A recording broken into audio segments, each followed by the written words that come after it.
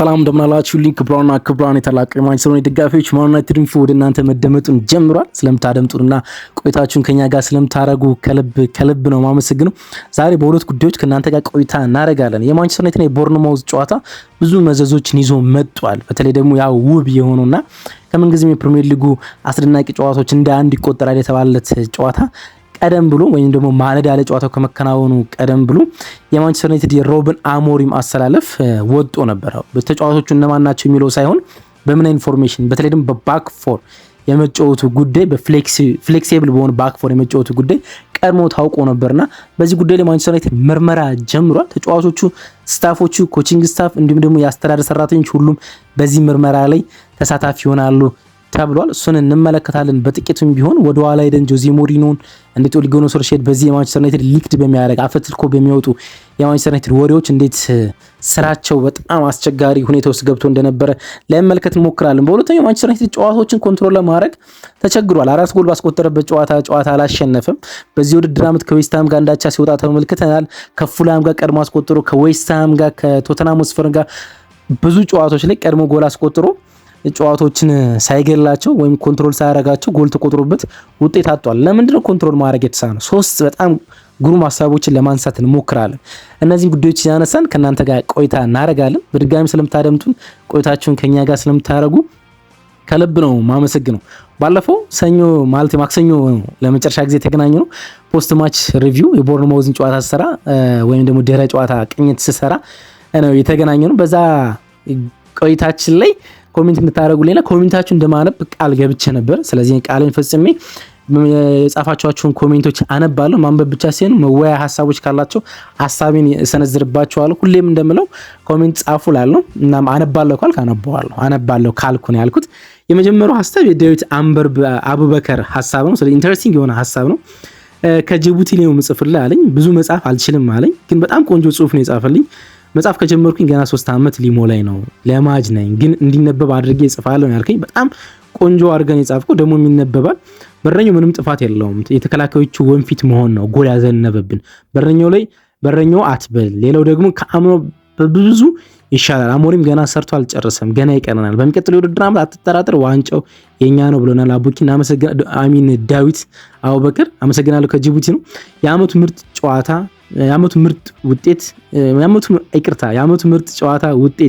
ውጤቱ ምንም ይሁን ግን ተዛንቸበታለሁ። አይደን ሄቨን ዋው፣ አማድ ሚሲ ነበር። ብሩኖ ምን ይባላል? ኩኛና ሼሽኩም ምቤሞም ጥሩ ነበሩ። ኮቢ ማይኖ ግን ማታ አማካኙ ክፍል ሲያረጋገው ተመልክቻለሁ ዋው ብሎናል። ካሌብ አብርሃም ነው፣ ከየት እንደሆነ አልጻፈልንም። ሐሰን ታደሰ ከቻግኒ ውድ የማንቸስተር ዩናይትድ ኢንፎ አቅራቢዎች እጅግ በጣም ምርጥ ጨዋታ ነበር። ውጤቱ ለኛ ለደጋፊዎቹ አስቆጭ ቢሆንም ይህን አይነት ጨዋታ በማየቴ ብደሰትም በውጤቱ ግን በጣም ተናድጃለሁ ብሎና ትልቅ ሰው ታደሰ ሰላም ይህ ጨዋታ ቢያስቆጭም መጥፎ ነው ብዬ አላስብም፣ ግን ተከላካዮቹ በጣም የተበታተኑ ነበሩ። ምናልባት ለዚህ ግን የዲሊክት መጎዳት ትልቁ ሚና ይወስዳል ብዬ አስባለሁ። በረኛው ግን ምናልባት ብሩኖ ተጠጋ ሲለው ካለመስማቱ በስተቀር ለወቀሳ የሚዳርገው ነገር አለ ብዬ አላስብም። በስተመጨረሻ 2 ሙከራዎችን ታድጉናል። ሴቭ ያደረጋችሁን ለማንሳት ሞክሬ ነበር። በዛ ቪዲዮ በጣም ግሩም ሴቮች ነበሩት። በጨዋታው ካደረጋችሁ 5 ሴቮች 3ቱን ማድረግ የቻለ የመጨረሻዎቹ ከ95 ደቂቃ በኋላ ነው ማድረግ የቻለ ግሩም ሴቮች ነበሩት። ግን ጎሉ ሲቆጠሩት ያንዳንድ የፖዚሽን ስህተቶችን ተመልክተናል። እነዛ ነው ለማንሳት የሞከርኩት። ሐሰን ሰይድ አንዳንዴ እግር ኳስ እንዲህ ሲሆን ደስ ይለኛል። ትንሽ ቅር ያለኝ ነገር 4-3 ጨዋታው እያለ ማለቅ ነበረበት። እኛ ዩናይትድያን ስናሸንፍ እኮ ድራማቲክ ሲሆን ደስ ይለናል። በአሞሪም ቅንጣት ታክል አልጠራጠረም። ቢያሸንፍ አቻ ቢወጣም ቢሸነፍም ታላቁ ማንቸስተር ዩናይትድ ለኔ ልዩ ነው። ግሎሪ ማን ዩናይትድ ሰይድ ሐሰን ከደቡብ ወሎ ኮምቦልቻ ብሎናል። ምርጥ ጨዋታ፣ ጥሩ ፉክክር፣ የተሻለ የፊት መስመር ግን መሃሉና ተከላካይ ብዙ ስራ የሚጠይቅ ነበር ብሎናል። መሊክ ብርሃኑ ነው የጻፈልን። አብርሃም ነኝ ከባህር ዳር። ከማውንት ይልቅ ምንቤሞ ተቀይሮ ቢወጣ ጥሩ ነበረ፣ ውጤት ይዘን እንወጣ ነበረ ብዬ አስባለሁ። ለማንኛውም ጥሩ ጨዋታ ነበረ ብሎናል። ሰላም ኤርሚያስ ነኝ ከመቀሌ። ጨዋታው አዝናኝ ሆኖ ግን ደግሞ በጣም ተበሳጭቻለሁ። የመጀመሪያው አጋማሽ ፍጹም ምርጥ ነበርና በዚህ ቅርብ ዓመት በ4 እና 3 ዓመታት ውስጥ የመጀመሪያው አጋማሽ እንደዚህ ስንጫወት ለመጀመሪያ ጊዜ ይመስለኛል። በዚህኛው ዓመትም የማይደገም ብልጫ ይመስለኛል። ብሩኖ እንደተለመደው በጨለማ ጊዜያችን ከፈጣሪ የተሰጠን የአምፖል ስጦታችን ይመስለኛል። ይችላል ብቻ ሳይሆን በጣም ነው የሚችለው። እናም አራተኛ ጎል ሲቆጠርብን የማይኑን በጣም ስተት ነበረው መሰለኝ፣ ከተሳሳትኩኝ አርመኝ። እናም ደግሞ የተከላካይ ክፍላችን በጣም ያሳስበናል፣ መስተካከል አለበት። አመሰግናለሁ፣ በጣም ነው ማደንቅ ብሎኛል። አዎ ማይኑ የፖዚሽን ስተት ነበረበት፣ ግን አራተኛው ጎል ሲቆጠር ተመልክታችሁት ከሆነ ኳሱን ለመቀበል ከተከላካዮች ጀርባ ኳሱን ለመቀበል ስሩቦል ሲደረግ ረዥም የሜዳ ክፍል ነበርና ያን ብሎክ ለማድረግ በጣም ተዘናግተው ነበር ሊቻ ተዘናግቶ ነበር ስፔሱን ለመዝጋት ማለት ነውና እሱንም ተመልክቻለሁ። ግን ማይኑም እንዳልኩ ስተት ነበረበት። አጠቃላይ ኮሩ ይሄ ከአማካይ እስከ ዲፌንስ ያለው ስፔስ ፈጥሮ ነበር ለአራተኛው ጎል ማለት። እንደዚህ አይነት ስፔስ በእነዛ ደቂቃዎች ውስጥ መፈጠር አልነበረበትም። በተለይ ደግሞ ጨዋታው ድራማ እንደሆነ እየታወቀ ማለት ነው። ኤፍሬም ሀሳቡን ሲቀጥል በውጤቱ ኤርሚ ነበረ። ኤፍሬም ሌላ ልጅ ነው፣ ይቅርታ። ሁለት ሀሳብ ኤፍሬም የሚል አድማጫችን ደግሞ ሰላም፣ እኔ በውጤቱ ቅር ቢለኝም ግን ደግሞ ከዚህ በፊት እንደ ጣልናቸው ነጥቦች አልተናደድኩም። ፐርፎርማንሱ ደስ አሰኝቶኛል። ብዙ ጥሩ ነገሮች ነበሩት። ደጋግሞ መምራት፣ እንደገና መምራት፣ ደግሞ መመለስ ወደ ጨዋታው ትክክለኛ ቅያሬዎች ማይኑ ከገባ በኋላ በአጠቃላይ አሞሪም ትናንትና የሞከራቸው ነገሮች ለእኔ ተስማምቶኛል። የኋላ ክፍል አብዛኞቹ ግብ ጠባቂውን ጨምሮ ልምድ ስለሌላቸው ሊቸገሩ እንደሚችሉ ብገምትም ግን በዛ በተለይ በረኛው በጣም አስደንግጦኛል። ጥሩ ግብ ጠባቂ ሊያድኑ የሚችላቸው 3 ጎሎች ተቆጥሮበታል። ኤፍሬም አማራኒ ከጀርመን ሎርክ ብሎና ያ እሱን ነው ሳነሳ የነበረው። አረብ ሀገር ሆኜ ነበር ጨዋታውን ሳየው የነበረ። ኩኛ ጎል ሲያስቆጥር ስጮህ አለቃይ ሳሚቶ ሁማር ብሎ ሰደበኝ ብሎና ሳሚቶ ሁማር ምን ማለት እንደሆነ ብጽፍልኝ ደስ ይለኛል ከዛሬው ቪዲዮ ላይ። ኤፍሬም ቅድም ሀሳቡን ሰንዝሮና በድጋሚ በሴሚኖ ጥፋት ላይ ዩናይትድ ተጫዋቾች ራሱ በዳኛው ላይ ጫና አላደረጉም። ማዋከብና ማካበድ ነበረባቸው። እሱ ነገር ገርሞኛል ብሎ ያ ትክክለኛ ክሪስታል ፓላሶች ካስሜሮ በወጣበት የቀይ ካርድ ኢንሲደንት ላይ ያን ነገር ለማድረግ የሞከሩት እንደሻው ነው ብሎናል። ከአዲስ አበባ ሳዳምጠው እኔ ከጻፍኩት ሀሳብ ጋር ተመሳሳይ ስለሆነ አመሰግናለሁ። ቀይ ካርድ ተከልክለናል፣ ግን ካስተዋልክ ማንቼ ትናንትና ጨዋታ ብቻ ሳይሆን ሌሎች ላይ የፔናልቲ ጥያቄ አጠናል። ስለዚህ ዳኞች ችላ እንዳሉን አምኖ እንደ ዳሎት አይነት ችግሮች ዝም ብሎ ብልጡ ነው መገኘት አስፈላጊ ነው። እንደሻው ይቀጥላል። ምንቤሞ ለኔ ኦናና ከዓለም ዋንጫ እንዲሰናበት ካደረገው ጀምሮ በጣም ተዳክሞብኛል። እንደዛ በአስቸጋሪ ሁኔታ ጎሎችን የሚያስቆጥር ልጅ አሁን በጣም አባካኝ ሆኖ ጎሎች የሚያባክን ሆኗል። ምንቤሞ ሞራል መነካት ይመስለኛል። ስለንቦ ነው። በአፍሪካ ዋንጫ ከተመለሰ እናያለን። በረኛችን ግን ጎበዝ መሆኑን የሚሸፍንበት ጥፋት ትኩረት ያጣል። እናም ተወሩሩ አይሞክርም፣ ቆሞ ያያል። ድጋሚ ተከላካዮችን ቦታ የሚያዘጋበት ሁኔታ በቃ በመፍራትና በመንቀጥቀጥ ነው የሚመስለው። የመጨረሻ ሰው ሆኖ ተከላካዮችን በቁጣና በኃይል ማዘዝ ነበረበት ብሎናል። ኮማንዲንግ ይባላል ይሄ ግብ ጠባቂ ኮማንዲንግ በቪክቲ ጎሏል። ሐሰን ታደሰ የሴሚኖ ቀይ ካርድ ይገባ ነበር ብሎናል። ያ ሱልጣን 3 ጊዜ መርተን ካላሸነፍን ምን እንበል ብሎናል። አዎ በጣም አስቸጋሪ ነው።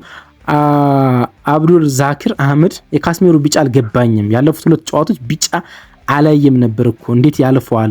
ምላሽ እንጠብቃለሁ። አብዱል አላዚቅ ከአዲስ አበባ ነው ብሎና 5 ተከታታይ ቢጫዎችን ስለተመለከተ ተከታታይ ሳይሆን ቶታሊ በድምር 5 ቢጫዎችን በውድድር ዓመቱ ስለተመለከተ 1 ቀይ ካርድ ይገባዋል ማለት ነው። ከዚህ በኋላ 5 ቢጫዎችን ከተመለከተ 10 ይሆናልና 10 ቢጫዎችን በአንድ ሲዝን ከተመለከተ ደግሞ 2 ጨዋታዎች የሚያልፉት ይሆናል ማለት ነው። ስለጻፋችሁልኝ ከልብ ነው ማመሰግነው። በጣም ከልብ አመሰግናለሁ። ከመሸጋገሪያ ሙዚቃ በኋላ ተመልሼ እመጣና በዛሬ ጉዳዮችን ላይ ጥልቅ ሀሳቦች እናነሳለን። ማንቸስተር ዩናይትድ ላይንአፖች ቀድሞ እየወጡበት ስለሆነ ሊንክ የሚያደርጉበትን ጉዳዮች ምርመራ ላይ ያደረግ ነው። ማንቸስተር ዩናይትድ እንዴት ጨዋታዎችን መቆጣጠር አቃተው፣ እነዚህን ጉዳዮች እንመለከታለን ማለት ነው። አብራችሁን ቆዩ። በተወዳጁ ማን ዩናይትድ ገጽ ላይ የምትገኙት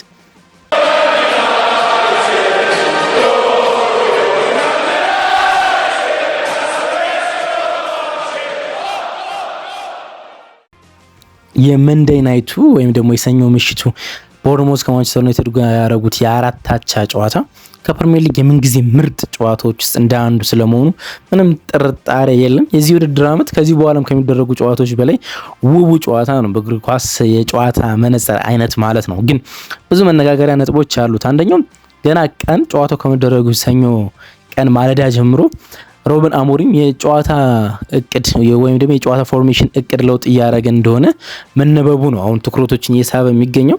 ሎረን ዋትዊል እኛ ፖስት ማች ሪቪው በሰራንበት ጊዜ ታስታውሳላችሁ ብዬ አስባለሁ። ለአራቱ ጨዋታ ፖስት ማች ሪቪው ወይም ደግሞ የድረ ጨዋታ ቅኝት በሰራንበት ጊዜ ማለዳ ላይ ለእናንተ በፕሪማች ለማካተት አልቻልንም እንጂ ሎረን ዋትዊል ሮበን አሞሪም ወደ ባክ ፎር ሲስተም ሊመጣ እንደሆነ 4-3-3 ይሁን 4-2-3-1 ይሁን ምንም ይሁን ግን ወደ ባክ ፎር ሊመጣ እንደሆነና ከወልቭሱ ጨዋታ በኋላ ለተጫዋቾቹ በቲም ቶክ ላይ እንደነገራቸው ተሰማ። እናም ይሄኛውን ለእናንተ አቅርበን ነበረ። እናም ጨዋታውን ስንመለከት ስላይትሊ አጀስትመንት እንደነበረው ተመለከትን። ጥቂት የሆነ ለውጥ እንደነበረው ዲያጎ ዳሎትን ሁልጊዜ ከሚጫወትበት የዊንግ ባክ ሚናነት ይልቅ ወደ ትራዲሽናል ፉል ባክነት ወይም ደግሞ ወደ ባህላዊ ወደ ቀደመው የተለመደው የግራ መስመር ተከላካይነት ቦታ ላይ እንደመጣና የማንቸስተር ዩናይትድ ቅርጽ ወደ ባክ ፎር እንደተቀየረ እንደተመለከተ ሌኒ ዩሮ የቀይ መስመር ተከላካይ፣ የመሃል ተከላካይ አይደን ሄቨን እና ሉክ ሾ እንዲሁም የግራ መስመር ተከላካይ ደግሞ ዲያጎ ዳሎ ሆኖ እንደተመለከትናቸውና አማድ እንደ አማካኝ አጥቂ ወይ ደግሞ የመስመር አጥቂ ሆኖ እንደተመለከት ነው ታዝበናል። እና ስላይትሊ የሆነ ቼንጅ ነበረው። በተለይ ደግሞ በአራት ተከላካይ የመከላከል ባህሪው ከሶስት ተከላካይ ወደ አራት ተከላካይ መምጣት ማለት ነው። ብዙ ጊዜ ግራ የሚያጋባ ነገር አለ። ባክ ስሪ ሲባል ሶስት ተከላካይ፣ ባክ ፎር ሲባል አራት ተከላካይ። ግን ባክ ፎር ለማጥቃት ይመቻል፣ ባክ ስሪ ለመከላከል ይመቻል ሲባል ብዙዎች ድንግር ይላቸዋል። ባክ ፎር ሲባል አራት ተከላካዮች ይኖሩ እንጂ ሁለት ሴንተር ባክ ብቻ ነው የሚኖረው። ባክ ስሪ ሲባል ግን ሶስት ሴንተር ባክ ነው የሚኖረው ማለት ነውና እንደዚህ አይነት ለውጥ ተመለከትና እናም ብዙም አነጋጋሪ ነበር። ጨዋታውን ስንመለከትና ቀድሞ ከወጣው ጋር መመሳሰሉ ብዙ ሲያነጋግር ነበር። አሁን ማንቸስተር ዩናይትድ ወደ በጣም ጥልቅ የሆነ ምርመራ እንደጀመረ ነው የተሰማ። ይሄን ዜና ቀድሞ ማን እንዳወጣው ማለክት እንግዲህ ለወትሮ ሳሙኤል ሌከርስ ለማንቸስተር ኢቭኒንግ ኒውስ በሚጽፍበት ጊዜ በጣም ብዙ ጊዜ ደጋግሞ የማንቸስተር ዩናይትድ ፎርሜሽን በጆዜ ሞሪኒዮ በኦሌ ጉናር ሶልሼርም ጊዜ ቀድሞ ይወጣ ነበር። በጣም ብዙ ጊዜ ማለት ነውና አሁን ሳሙኤል ሌከርስ ከማንቸስተር ኢቭኒንግ ኒውስ ወጥቶ ወደ ዘሰን ገብቷልና ጥቂት ረፍት ወይም ደግሞ እንደዚህ አይነት ወሬዎች ረገብ ያሉ መስሎ ነበር። እንግዲህ ሮበን አሞሪም ሲጠየቅ ቃል ስለ ባክ ፎር ነው የተጫወትኩ ወይ ብሎ ሲጠይቁት that's for you to discuss not for me አለ። ለእናንተ የውይይት ርዕስ ነው ለእኔ ግን አይደለም አለ። ሰሞኑን ስለዚህ ጉዳይን ስለዚህ ነገር እንደሰማችሁ አውቃለሁ አለ። ሰሞኑን ስለዚህ ነገር እንደሰማችሁ አውቃለሁ አለ። ገባችሁ? ወሬው እንደወጣ አውቋል ማለት እንዴት እንደሆነ አላቅም አለ ሮበን አሞሪም። እንዴት እንደሆነ አላቅም በፍጹም ግን ለእናንተ ለዚህ ሳምንት ወሬ አግኝታችኋል ሲል ለጋዜጠኞቹ ነገራቸው።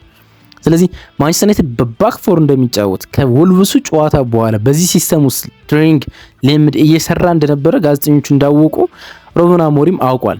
እንግዲህ ሮበን አሞሪም ኖቬምበር 2024 ማንቸስተር ዩናይትድን ከተረከበ ጀምሮ በባክ ስሪ ነው የተጫወተ ሙሉ በሙሉ። እናም ደግሞ ይሄን ነገር እንደማይቀይር ተናግሯል በፍጹም ማለት ነው። አሁን ወደ ባክ ፎር ስሜት መጥቷል። እርግጥ በሆኑ አጋጣሚዎች በጣም ጥቂት አጋጣሚዎች አማድ ወደ ማንቸስተር ዩናይትድ ጫናዎች በቦርንሞዝ ሲበረታበት ወደ መስመር ይገባና እንደ ዊንግ ባክ ሲከላከል ተመልክተ ነው ማንቸስተርን በመከላከል 5 ያደረገው ታዝበናል። ግን በጥቂት አጋጣሚ ነው።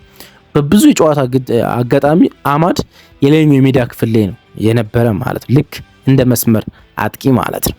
እንግዲህ ሰኞ ዕለት ለዩናይትድ የመጀመሪያ እንደዚህ አይነት ነገር አፈትልኮ ወይም ደግሞ ላይን አፕ አፈትልኮ የወጣበት የዜና መሰማት አይደለም። ሴፕቴምበር መስከረም ወር ላይ እንደዚህ ነገር ሰምተን ነበረ። ብሩኖ በጣም ተበሳጭቶ ለጋዜጠኞች ሲያወራ ተመልክተናል። ምን እየተፈጠመ እንደሆነ አናውቅም። ፕሮፌሽናሊዝም የጎደለው ነገር እየተመለከተን ነው። ማን ይሄን ያደረገ እንደሆነ አላውቅም ብሎ ተበሳጭቶ ሲያወራ ተመልክተናል።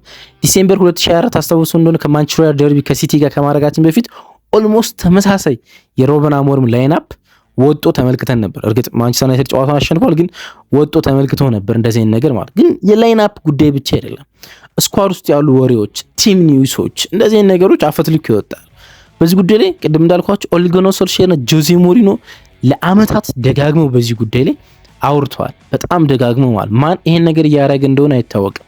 ኮቺንግ ስታፍ እንዳይባል ከዚህኛው ኮቺንግ ስታፍ በፊት የነበረው እንደዚህ ነገር ያወጣ ነበር። ማንቸስተር ዩናይትድ ውስጥ የሚገኙ የሌላ የአስተዳደር የማኔጅመንት ስታፍ አባላት ናቸው ወይ? እሱም በጣም ኢንተረስቲንግ እና ብዙ ምርመራ የሚጠይቅ ነው። ተጫዋቾቹ ናቸው ወይ የሚለውም ሌላ ጥያቄ ነው። እንግዲህ ከሳሙኤል ሌከርስ ጋር ወዳጅነት ያላቸው ተጫዋቾች ናቸው እንዳይባል ለአመታት ነው ይሄ ነገር የቀጠለው ማለት ነው። ለአመታት ከጆዜ ሞሪኒዮ ጀምረን ካልን 5 6 7 አመታትም ወደ ኋላ መሄድ ያለብን ማለት ነው። ማንቸስተር ክፍል ውስጥ የሚገኙ የማንቸስተር መልበሻ ክፍል ውስጥ የሚገኙ ወሬዎች መውጣት ከጀመሩ ብዙ ጊዜያቸው ነው ማለት ነው። ይሄኛው ግን በጣም ኢንተረስቲንግ ነው። ምክንያቱም በጣም ትልቅ ሽፍት ነው ሮበን አሞሪም በጨዋታ ውስጥ ያደረገው ማለት ነው። ለቦርንሞዝ ሰዎች ይሄን መስማት ትልቅ እድል ነው። ሮበን አሞሪም የሚጫወትበትን ፕላን እንደቀየረ መስማት በጣም ትልቅ እድል ነው፣ ትልቅ ማለት እና ማንቸስተር ዩናይትድ ይሄን ጉዳይ አሁን በሲሪየስ እንደያዘው ነው እንግዲህ የተሰማ ማለት በጣም በሲሪየስ ማለት እና ኢንቨስቲጌት ማይደረግበት አካል የለም ነው የተባለ። የትኛውም ማንቸስተር ዩናይትድ ጋር የሚገናኝ ከ600 በላይ የሚገኙ ሰራተኞች ተጫዋቾችን ጨምሮ ይሄን ምርመራ ይከናወንባቸዋል ነው የተባለ። ሩበን አሞሪም ይሄን ፈቃድ ሰጥቷል ነው የተባለ ምርመራው እንዲከናወን በሱም በተጫዋቾቹም በትሬኒንግ በካሪንግተን አካባቢ ያሉ ሰዎችም በሁሉም ምርመራዎች እንዲከናወን እና ደግሞ ለማንቸስተር ከተማ ለማንቸስተር ኢቭኒንግ አካባቢ ያሉ ጸሐፊያን እና ለከተማው ቅርብ የሆኑ እንዲሁም ለየጋዜጦች ለማንቸስተር ዩናይትድ የሚጽፉ ፖንዲቶች ለምሳሌ ለዜስፒን የማንቸስተር ጉዳዮችን አትኩሮ የሚጽፈው ሮብ ዳውሰን ነው። ለዛ አትሌቲክ የማንቸስተር ጉዳዮችን አትኩሮ የሚጽፈው ሎረን ዋትዊል ነው። ሌሎችም ሰዎች ቢኖሩ ማለት እንደዚህ ያለ ሚዲያዎች ጋር ቢቢሲ ጋር ምናምን ያለ እንቀጥላለን እና ለማንቸስተር ዩናይትድን ቀርበው የሚጽፉ ጋዜጠኞችን ምርመራ እንዲከናወን ፍቃድ ሰጥቷል ነው የተባለ። ማንቸስተር ዩናይትድም ይሄን ነገር ያከናውናል ነው የተባለ። ግን ጨዋታውን ካነሳን አይቀር ልናነሳው የሚገባ ኢንተረስቲንግ ጉዳይ አለ አይደለ? ማንቸስተር ዩናይትድ ጨዋታዎችን መቆጣጠር እንዴት ከበደ ነው። አማድ ዋሊድ የሚባል የዛ አትሌቲክ አንድ በጣም ግሩም የታክቲክ ጸሐፊ አለና 3 ነገሮችን ለማንሳት ይሞክራል። ማንቸስተር ዩናይትድ ለምንድነው ጨዋታዎችን ኮንትሮል ለማድረግ እንደዚህ የተቸገረ የሚለው ማለት ነው። ግን ኮንትሮል ያደረገባቸው ጌሞችም አሉ። ለሪፈረንስነት ደጋግሜ ያነሳዋለሁ የፓላሱ ጨዋታ ነው። እንግዲህ ፓላስን ማንቸስተር ዩናይትድ 2-1 እንዳሸነፈ ይታወቃል። ከ36ኛው ደቂቃ ላይ ጎል ተቆጠረበት። ከዛ 54 እና 65ኛው ደቂቃ ላይ ጎል ተቆጠረበት። 65ኛው ደቂቃ ላይ ማለት ከጨዋታው ከዛ በኋላ ጨዋታው ለመጠናቀቅ 25 ደቂቃዎች ነበሩት። 25 ደቂቃዎች ማለት ነው። ግን ማንቸስተር ዩናይትድ ጨዋታውን ኮንትሮል አድርጎ ስንል በጣም ተከላክሎ ምናምን ብዙ ሙከሮች ተሞክሮበት አይደለም። በደንብ ጌሙን ኮንትሮል አድርጎት ፓላስ ምንም ነገር የማድረግ አቅም አጥቶ እንግዲህ ፓላስ ያን አቅም አጥቶ ማለት ሲቲ ላይ ምን ያህል ሙከሮች ብዛት 3-0 በተሸነፈበት የዚህ ሳምንት የማንቸስተር ሲቲ ጨዋታ እንኳን ሲቲ ምን ያህል እንደሞከረበትና ሲቲ ጎል ለማግኘት ሽግግሮች እንደተጠቀመ ወይም ደግሞ ካውንተር አታኮች እንደተጠቀመ ተመልክተናል። በጣም ብዙ ሙከሮችን ሲቲ ላይ ሲያደርጉ ተመልክተናል። ማንቸስተር ዩናይትድ ላይ ግን ብዙ ሙከሮችን አላደረጉም። አቅም እንዲያጡ ማድረግ ችሎ ነበር። ያን ያህል ጌሙን ኮንትሮል ማድረግ ችሎ ነበር ከሰንደርላንዱ ጌም በላይ ማለት ነው። የሰንደርላንዱ ጌም ተመልክተን ከሆነ ማንቸስተር ዩናይትድ ብቸኛ ክሊን ሺት ያስመዘገበበት ጨዋታ ነው። ግን ከክሊን ሺቱን በላይ በፓላስ ጨዋታ ኮንትሮል አድርጎታል። ግን በአብዛኛው በዚህ ውድድር ዓመት ጌሞችን እንዲህ ኮንትሮል ለማድረግ ተቸግሯል ማንቸስተር ዩናይትድ ማለት ለምሳሌ ኦገስት ላይ 1-1 በተጠናቀቀው ጨዋታ ከፉላም ጋር ሩበን አሞሪም ከጨዋታ በኋላ ጎል ካስቆጠርነው በኋላ እንዴት መጫወት እንዳለብን ረስተናል ያል ቃል በቃል ማለት ጎል ካስቆጠርነው በኋላ እንዴት መጫወት እንዳለብን በምን መንገድ መጫወት እንዳለብን ረስተን ነበርና ከጨዋታው ራሳችን አንስተን ነበር ሲል ተናግሮ ነበር። ከፎረስት ጋር 2-2 በተጠናቀቀው ከስፐርስ ጋር እንደዚሁ አቻ በተጠናቀቀው የኖቬምበር ጨዋታዎች ላይ we lost control the game 5 minutes አሁን ከስፐርስ ጋር ጨዋታውን ለ5 ደቂቃ አጣን። we paid the price አለ 5 ደቂቃ ኮንትሮል ማድረግ ሳንችል ስንቀር ዋጋ ከፈልን ሲል ሲናገር ሰምተናል። ቃል በቃል ማለት ነው ሩበን አሞሪም። ከዌስትሃም ጋር በተመሳሳይ አንዳቸው የተጠናቀቀው ጨዋታ ማጋሳ 83ኛው ደቂቃ ላይ ጎል አግብቶ ነበር እና አንዳቸው የነበረው ጨዋታው 1-0 የነበረው ጨዋታ አንዳቸው ተጠናቋል። ይሄኛውም ሌላ የሚነሳው ጉዳይ ነው እንግዲህ የማንቸስተር ዩናይትድ ማለት እንግዲህ በጣም ብዙ ጉዳዮች ይነሳል ለዚህ ትንተና ማለት የመጀመሪያው ጉዳይ ልክ እንደ የዌስትሃም እንደ ሪፈረንስ ተጠቅመን እና የቦርንሞዝ የመጀመሪያ አጋማሽ ሪፈረንስ ተጠቅመን ማንቸስተር ዩናይትድ ጌሙን አለመግደል ትልቁ ጥፋት ነው። አንደኛው የጨዋታውን አለማስፋት። ለምሳሌ በዌስትሃሙ ጨዋታ ላይ ማንቸስተር ዩናይትድ አንድ ካገባ በኋላ ሙሉ በሙሉ ከኢንጂኑ ላይ ነዳጅ መስጫውን አንስቷል ማለት ትችላላችሁ። ሙሉ በሙሉ ማለት ነውና ጌሙን ሳይገለ ቆየ። ጌሙ በቆየ ቁጥር ደግሞ ሳትገሉት በቆየ ቁጥር ምን ይፈጠራል? የሆነ ታይም ቲሙ ጥሩ እንኳን ባይሆን ጎል ያስቆጥራል። ዌስትሃም እንደዛ ነው ያደረገ። ጥሩ አልነበረም ግን ጎል አገኘ ማለት። የቦርንሞዝን ጨዋታ እንደዛ አይነት ትሪፕ አለው። ሩበን አሞሪም እንደዛ ነው ከጨዋታው በኋላ ምን አለ? ጨዋታውን አይታችሁት ከሆነ ማንቸስተር ዩናይትድ ውጤት ያጣው ሰከንድ ሃፍ ይመስላችኋል፣ ግን ሁለቱን ነጥብ ያጣ ነው ፈርስት ሃፍ ነው። ይሄኛው ኢንተረስቲንግ ጉዳይ ነው። ምክንያቱም ማንቸስተር ዩናይትድ በጣም ብዙ የጎል ዕድሎችን የመጀመሪያው አጋማሽ አግኝቶ አልተጠቀመባቸው እና የመጀመሪያው አጋማሽ ቦርንሞዝን 2-0 እና 3-0 መርቶ ቢሆን ኑሮ ዌስትሃምን 2-0 መርቶ ቢሆን ኑሮ ጨዋታው እንደዚህ ባልሆነ ነበረ ማለት ነው። ማንቸስተር ዩናይትድ በዚህ ውድድር በጣም ብዙ ጎል አስቆጥሯል ብለናል። ከሲቲ በመቀጠል በፕሪሚየር ሊግ ብዙ ጎል አስቆጠረው፣ ግን እንደዛም ሆኖ ሊያስቆጥር ከሚገባው የጎል መጠን ያነሰ ነው ያስቆጠረው። 3.2 ኤክስጂ አንደር ፐርፎርም አድርጓል። ሊያስቆጥር ከሚገባው ጎል በ3 አንሷል። በ3 ማለት ኤደም አንደር ፐርፎርሚንግ ነው ወይም ደግሞ ከአቅም በታች ማለት ነው። 3 ያልገቡ ጎሎች ሊገቡ የሚቆጠሩ 3 ጎሎች አልተቆጠሩ ማለት እነዛ ጎሎች ቫልዩአቸው በጣም ከፍ ያሉ ከኤክስጂ አንፃር ነው የምናየው እንጂ ሊቆጠሩ የሚገቡ ጎሎች ብዛት በጣም ብዙ ነው። አንደር ፐርፎርም አድርጎ ተመልክተናል ማለት ዩናይትድ ከ16 ጌም በ11 ቀድሞ አስቆጥሯል። በ11 ማለት እዚህ አንዱ የማንቸስተር ዩናይትድ ትልቁ ችግር አንዱ ጌሞች ማስፋት በሚገባበት እድል አላሰፋም። አንደኛው ይሄን ትይዙኝ ያላችሁ። ሁለተኛው እንግዲህ ከ16 ጌም በ11 ቀድሞ መርቷል ብያለሁ። 40 ደቂቃ ዊኒንግ ጌም ስቴት ላይ ነበር። ዊኒንግ ጌም ስቴት ማለት ምን ማለት መሰላችሁ? ለምሳሌ ጨዋታውን 10ኛው ደቂቃ ላይ 1-0 ብትመሩት 80 ደቂቃ ጨዋታው ቢዘልቅ 80 ደቂቃ ዊኒንግ ስቴት ላይ ነበር የማሸነፍ። ከዛ በኋላ 90 ደቂቃ ቢቆጠርባችሁ ለ80 ደቂቃ ዊኒንግ ስቴት ላይ ሆናችሁ የተቆጠረባችሁ ማለት ወይ ደግሞ ጨዋታው አቻ ሆኖ 80ኛው ደቂቃ ላይ ብታስቆጥሩና ብታሸንፉ ዊኒንግ ስቴት ላይ ቆያችሁት 10 ደቂቃ ነበር ይባላል። ዊኒንግ ስቴት የማሸነፍ እድል ላይ የነበራችሁት ማለት ነው። መጨረሻ ደቂቃ 96ኛው ደቂቃ ላይ ጎል አግብቶ የሚያሸንፍ ቲም ዊኒንግ ስቴት ላይ አልነበረም፣ ግን ጌሙን አሸንፏል ይባላል። ዊኒንግ ስቴት ላይ ነበር ለፍራክሽን ሰከንዶች ነው። ማንቸስተር ዩናይትድ በአቬሬጅ ለ40 ደቂቃ ዊኒንግ ስቴት ላይ ይቆያል። ለ40 ደቂቃ ይሄኛው በፕሪሚየር ሊግ ሶስተኛው ከፍተኛ ነው። ለምሳሌ አርሰናል በአቬሬጅ 42 ደቂቃዎች ላይ ያህል ነው ዊኒንግ ስቴት ላይ የሚቆየው። ሲቲ ለ55 ደቂቃ ላይ ነው ዊኒንግ ስቴት ላይ በዚህ ዓመት የቆየው። ከፍተኛ እነዚህ ናቸው። ማንቸስተር ዩናይትድ ለ40 ደቂቃ ዊኒንግ ስቴት ላይ ቆይቷል። ለ40 ደቂቃ ማለት ነው። ስለዚህ ምንድነው ችግሩ? ብዙ ደቂቃዎችን ጌሙ መርቷል። በጣም ብዙ ጌሞችን መርቷል፣ ግን ጨዋታዎችን አልጨረሰም። ሌላው ችግር በተመሳሳይ ቴምፖ መጫወት ነው። በጣም የገረመኝ ጨዋታው ይሄን አናላይዝ ስመለከት የገረመኝ ነገር እሱ ነው። በተመሳሳይ ቴምፖ መጫወት፣ ጨዋታውን በጀመረበት ቴምፖ እንደዛው መቀጠል ማለት ጎል ስታስቆጥሩ ለሆነ ደቂቃዎች ለሆነ ሰከንዶች ያህል አጫወት ትቀይራላችሁ። ምክንያቱም ተቃራኒ ቡድን ጎል እንደገባበት ወዲያው ነው ሪያክት ማድረግ ይፈልጋል። ስለዚህ ሰፈር ልታረጉ ትችላላችሁ። ስለዚህ በጥቂት ደቂቃዎች ጌሙን ለመቆጣጠር ተሞክሩታላችሁ። አንድ በጣም የሚገርም ዳታ ማንቸስተር ከዊኒንግ ስቴት ይሄ ታክቲካዊ ጉዳይ ከዊኒንግ ስቴት ላይ ሆኖ ጨዋታውን እየመራ ባለበት ሰዓት በ90 ደቂቃ ውስጥ ባለ በአቬሬጅ 2.8 ዳይሬክት አታክ ተፈጸመበታል። ጨዋታው እየመራ ማለት ዳይሬክት አታክ ማለት ኳሱን አጦታል ማለት ቀጥተኛነት። አሁን ለምሳሌ በፖሴሽን መጣው እየተከላከለ ሎ ብሎክ ሆነ ምናምን የተደረገ አይደለም ማለት ማንቸስተር አግብቶ ለማግባት በመሄድበት ሰዓት አሁን ቅድም ጌሙ መጨረስ አለበት ይላሉ። ትክክል ነው። የተምታታ ሀሳብ አቀረብክ እንዳትሉ የሻ አድማጮቻችን ጌሙን ማንቸስተር 1-0 እንደመራ 2-0 እንደመራ ጌሙን ማስፋት አለበት ብለናል። ግን ደግሞ የተቃራኒ ቡድን ሪያክት የሚያደርግባቸው ደቂቃዎች አሉ። ሰፈር የምታደርጉባቸው ለጥቂት ደቂቃዎች ጌሙን ኮንትሮል ለማድረግ የምትሞክሩበት በፓስ የምትቆዩበት ማለት ወይም ወደ ኋላ ማፈግፈግ ካለባችሁ የምታፈግፍጉበት ኳሱን ይዛችሁ የምትቆዩበት ማጥቃት ማታረጉበት ሪስክ ፓስ ማታረጉበት ማለት ማንቸስተር ዩናይትድ እንዳልኳችሁ 1-0 ከመራ በኋላ 2.8 ኦልሞስት 3 ዳይሬክት አታኮች ጎል ካስቆጠረ በኋላ ይፈጸሙበታል። ጎል ካስቆጠረ በኋላ ይሄ በፕሪሚየር ሊግ ውስጥ ስንተኛ ከፍተኛ ቢሆን ጥሩ ነው? 3ኛ ከፍተኛ ዳይሬክት ብራይተን ነው ጎል ካስቆጠረ በኋላ ቀጥተኛ አታክ የሚፈጸምበት። ከዛ በኋላ ሁለተኛው ቡድን ማን እንደሆነ ዘነገሩ። 3ኛው ማንቸስተር ዩናይትድ ነው ቀጥተኛ አታክ የሚፈጸምበት ማለት። ትልቅ ቡድኖች እንደዚህ ነገር ብዙ ጊዜ አይደረግባቸውም ማለት ነው። ሙሉ በሙሉ ከኤንጂን ላይ ሞተር ማንሳት ብቻ ሳይሆን ጌሙን ለመቆጣጠር ማድረግ በጣም ጥሩ ነው። ሌላ የሚነሳው ነገር ማንቸስተር ዩናይትድ ጌሙን ኮንትሮል በፓስ ለማድረግ አለመቻል ነው። እንግዲህ ሊከላከል ወይም ደግሞ ጎል ካስቆጠረ በኋላ ጎል ለማስጠበቅ መከላከል ምርጫው ያደርጋል ወይም በዛው መንገድ ይቀጥላል ማለት። ግን በጣም ብዙ ቲሞች ትልልቅ ቲሞች የሚያደርጉት ሲቲ፣ አርሰናል በፓስ ጌሙን ለመቆጣጠር መሞከር ነው። ኳሱን የተቀባበላችሁት ሪስክለስ የሆነ ፓስ።